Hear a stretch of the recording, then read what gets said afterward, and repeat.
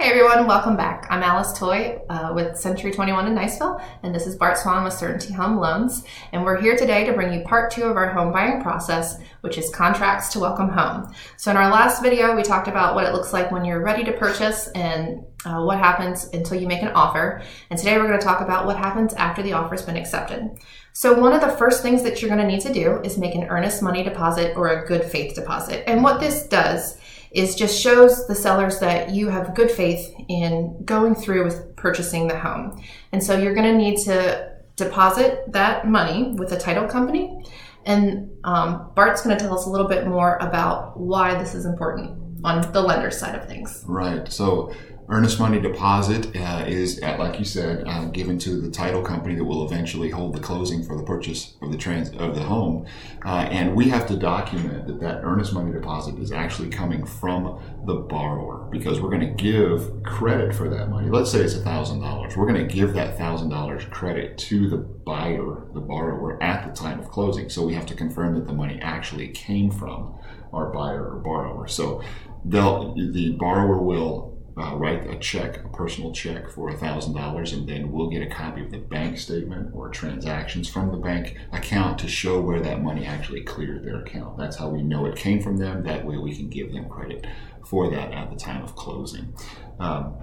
So after they've made their earnest money deposit, like you've mentioned, we'll send out a loan application to them with the property address, the purchase price, and all of the costs associated as the contract delineates. The contract will say who's paying what, so we'll make the application kind of reflect that contract. We will get that out to the buyer, and generally it goes to them electronically, so they can sign everything electronically, so they can be in another state, another country even, and sign their loan application without any problem. But it can also be done on paper, which some folks prefer to do, which is perfectly acceptable for us. So we start that loan application signing process about the time that they're making their earnest money deposit, about the same time. So I think next step up then would be the home inspection.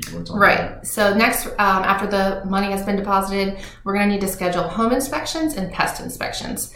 And the purpose of the home inspection is really to go in and check to see if the structure is sound, check to make sure the plumbing's good, the wiring, the HVAC system, look for broken doors, broken windows. And the purpose of the pest control is going to be looking for things like wood rot or termites, or any wood damage that may have been caused by wood destroying organisms.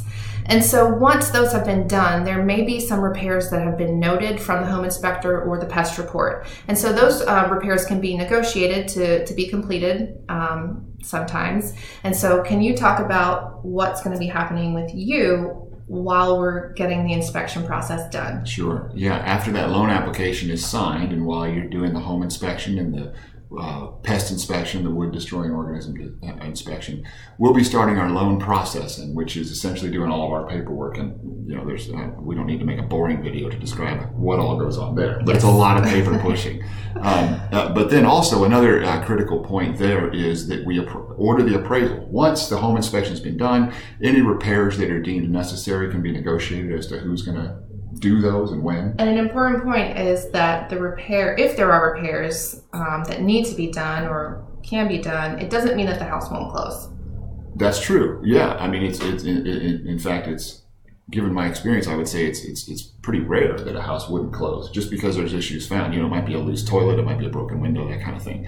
But generally, it's negotiated who's going to pay for those things, and they get done before the closing. So once that home inspection is done and the buyer is comfortable moving forward, so there still may be a broken window that's going to get fixed, whatever, but it's not like the roof is falling in, right? So they're still going to want to proceed with the transaction. So that's when we'll order the appraisal. Okay. We have to send a request for payment for the appraisal. So the borrower has to make payment for that appraisal. They can do that using a credit card or a debit card.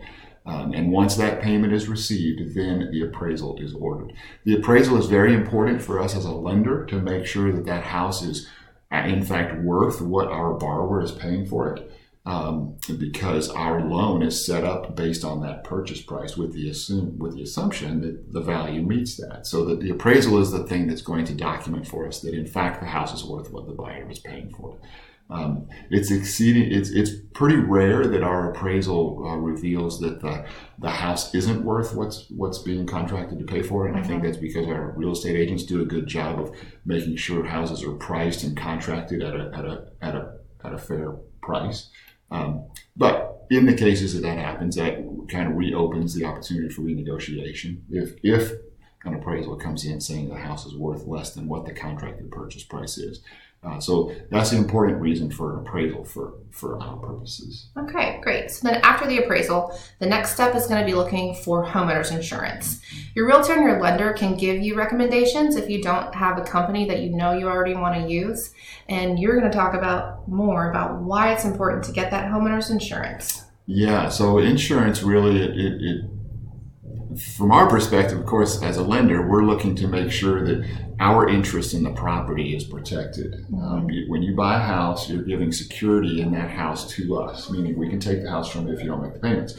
Well, obviously, if the house burns down, then there's that's not worth what we need to be worth anymore. So you as the homeowner have to buy home insurance so that house can be rebuilt to its current standards. So that protects you, as course, because you have equity in the home, presumably, but it also protects us and our security in the property to rebuild from any kind of hazard, whether it be a fire or whether it's a hurricane, even things like water damage inside the house if something overflows and that kind of thing. So it's very important that the buyer has home insurance, and there are certain requirements for that, but all of the insurance agents know what those are, so they'll make sure that you have the insurance that meets with standard lending guidelines. And you can go with a local insurance agent, or you can go with like a national carrier. I will say that a lot of folks think that a lot of our military members are affiliated with one particular insurance company, and they all think that insurance company is going to be the cheapest. In my experience, it's generally at least double what it would cost to get insurance from a local agent. So don't just assume that you're going to go with the one you've always used. You might want to call one or two or three. So you could shop around and get some quotes. Absolutely. That's a good idea. Yeah, and you can save a lot of money by doing that. Go to a national and go to someone local and see what you can get. Absolutely. Okay, and so then after the homeowner's insurance, you're going to talk a little bit about getting that final paperwork pushed through for the approval. So one of the things that we need home insurance for, obviously you have to have it to rebuild the house once you own it, but it also, of course, the premium for that affects your house payment. And we have to do underwriting, which is a big step in the loan process. The underwriting is essentially where the decision is made whether to approve the loan or not approve the loan. Most of our underwriting is done by a computer, meaning we submit the file electronically to a computer that kind of looks at all the different variables and decides approve or not approve. And then an underwriter, there are human underwriters that actually have the credentials to sign off on the data that was input to the computer. Like, yes, that is in fact what that borrower earns every month. That is in fact what the bank statement says they have in the bank, that kind of thing. So we go through that process to make sure the loan is approved. And then once it's approved, there may be some conditions have to be met, some more papers, that kind of thing. We'll get them together and then we resubmit.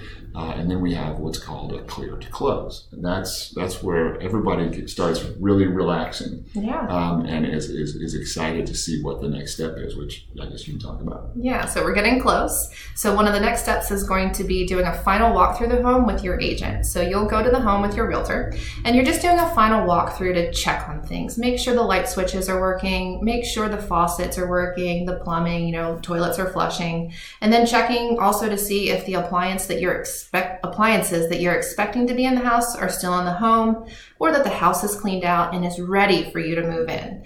And once you've done that and everything's looking good, you can go to the closing table.